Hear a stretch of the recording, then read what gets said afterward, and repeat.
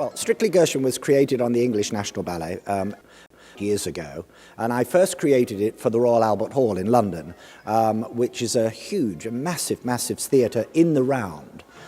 So I created a very big production with over 100 dancers and an orchestra of 75, and the seating was 5,000 people a night. And I've created ballets in the Royal Albert Hall before, and I wanted to do something different to Swan Lake, different to Sleeping Beauty, different to Romeo and Juliet. So I came up with the idea of Strictly Gershwin. I've always been a great fan of Gershwin's music. So I created this production, and when I finished it, I realized that it would be really, I think it would work really well in the proscenium theatre as well. So very quickly I had the opportunity to do that about 2 years later. And so I cut it right down, and it has a much more sort of nightclub atmosphere to it than it did in the big arena. And I think it works better in the proscenium than it did in the big space.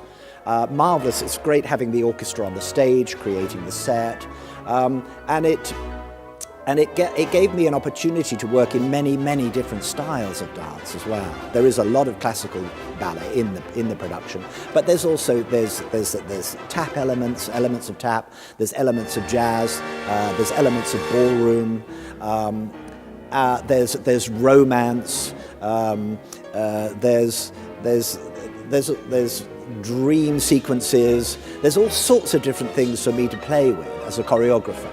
And so it was much more interesting for me to create Strictly Gershwin than it has been to actually create any other ballet, because of the so many different elements that are in there.